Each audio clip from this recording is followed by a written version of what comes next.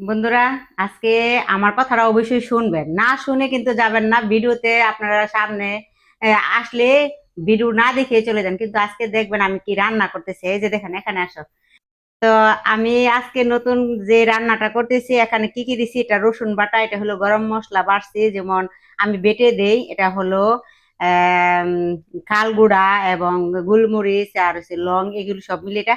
আর এটা হলো বাদাম, আর এটা হলো আদা।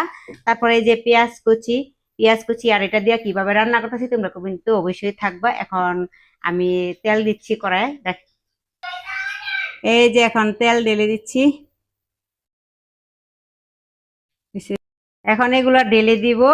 এই যে গরম মশলা এবং এটি হলো মরিচ, হলুদ, ধনিয়া একসাথে ঢেলে দিচ্ছি। তারপরে এখানে হলো আমার যে হলো ইয়াটি আছে, গরম মশলা এবং রসুন বাটা সবগুলো ঢেলে দিচ্ছি। এখন একটু পানি দিয়ে দিব, আর বাকিটুকু দেখার জন্য অবশ্যই অপেক্ষা করতে হবে। আরেকটা ভিডিও যেহেতু এটা লং হয়ে যাচ্ছে, আমি আরেকটা ভিডিওতে দেখাবো বাকিটুকু। তো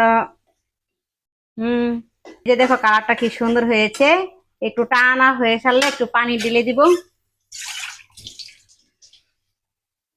একটু তেলটা কষা কষা হবে। ভিডিওতে আমার প্রথম ভিডিওতে লবণের কথা মনে নাই বলতে, আর লবণটা দিতেও মনে নাই, তো এখন দিচ্ছি। আর আগে একটু দিয়েছিলাম। তো দেখো এরকম যখন কষা কষা হয়ে যাবে, এই যে এখানে মানে তেলটা উঠে যাবে, দেখবা কষানোর পরে তেলটা উঠে যাবে। উঠার পরে কিন্তু আমি মাংসটা, এই যে মাংসটা এখন ছেড়ে দিব। তো তেজপাতা দিই নাই, তেজপাতাটা দিয়েছি। এখন মাংসটা ছেড়ে দিব। মাংসটা আমি আগে ধুয়ে রেখেছি, আর সবগুলো কিন্তু আমি বেটে দিয়েছি। বাটার মশলা সব বেটে দিয়েছি।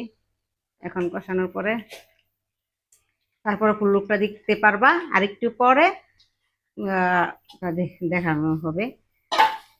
তো এখন কষায় রেখে দিব। কড়াইটা কিন্তু ছোট, কড়াইটা আমি কিন্তু এটাতে রান্না করবো দেখি। এখানে ইয়া করার পরে আমি ফ্রাই প্যানে নিয়ে যাই।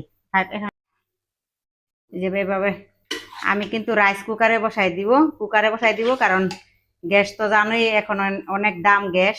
তো আমি যখন কষানোর পরে মানে এভাবে মশলাটা তো এখানে কষানো যায় না, তার জন্য এখন রাইস কুকারে ঢেলে নিব। আসো। হুম এখন এখন ঢেলে দিব, কারণ আমার কড়াই ছোট, এটাতে হবে না। আর এটাতে সুন্দর করে কষানো হয়, মানে পুরার ভয় নাই।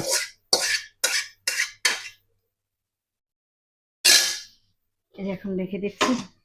এখন সুন্দর মতে হয়ে যাবে রান্না। রান্না হওয়ার পরে আবার চলে বন্ধুরা, এখন দেখি কিরকম কালার হয়েছে। কালারটা কিন্তু সেই হয়েছে, আর আমার কাছে মনে হচ্ছে সেই মজা, সেই মজা। আমার ছেলেই বলবে, কতক্ষণ করে খাবে আর বলবে সেই মজা। দেখো সুন্দর কালার, দেখো এদিকে ইয়াটা এবার বাড়াই দেখাও, তাহলে দেখি দেখি কেমন মজা হয়েছে। অনেক মজা। কিন্তু আমার কিন্তু রান্না শেষ। এদিকে দেখি, সত্যি অনেক টেস্ট। আল্লাহ হাফেজ।